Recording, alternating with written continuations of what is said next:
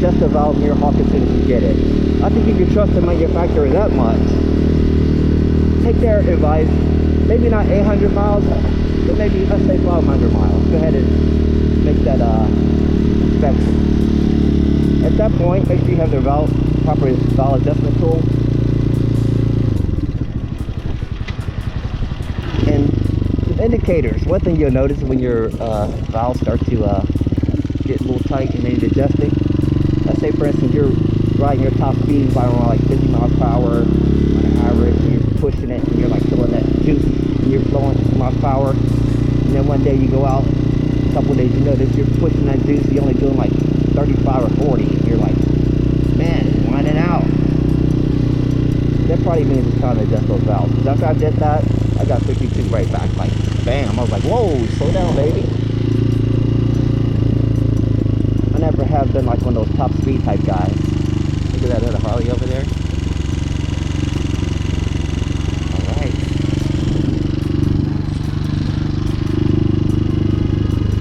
I love this area over here, man. Better stop at the stop sign. I was gonna go, oh, I don't need to stop. This is beautiful. I mean, this is about as private as you get over my neighborhood. I made that yard into a racetrack. Big ass house. There's a little nature preserve down there, so I'll pass on that today.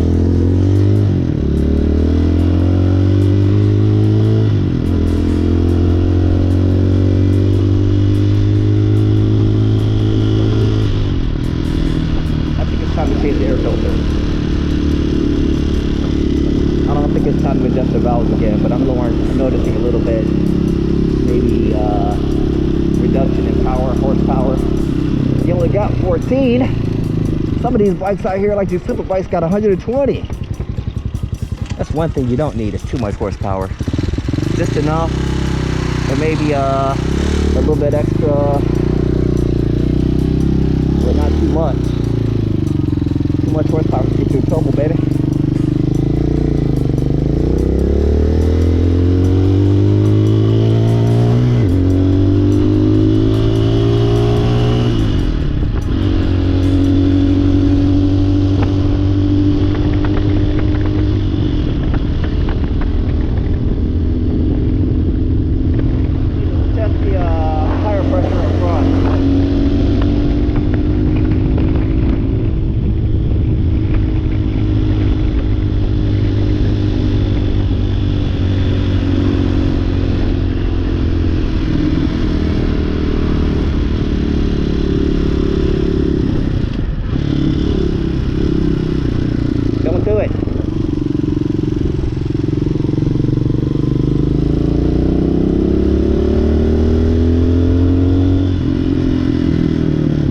I mean, about looking for adventure, it'll find you, baby.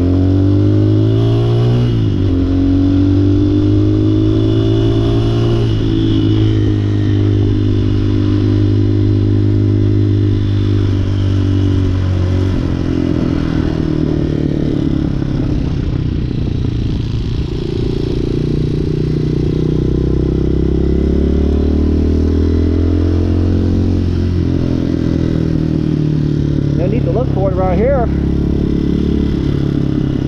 just go out and have a little fun. That adventure will find you, boy. Woo! Whether you want it or not.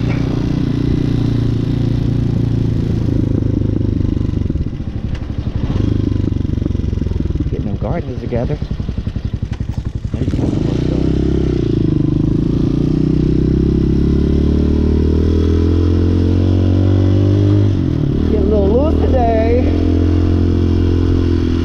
Restricted airflow.